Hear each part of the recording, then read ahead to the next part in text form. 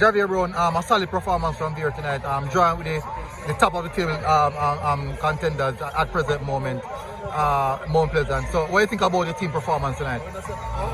We are grateful with the point we got. Unfortunately, we could have got 3 points, but the truth is, Mount Pleasant is second in the table. They are playing an excellent football, so we can't deny that. So, a point coming away tonight is grateful. Alright, lovely. Read your personal performance. What do you think about your performance tonight? It could have been better. Matches were moments I played good, but it could have been better.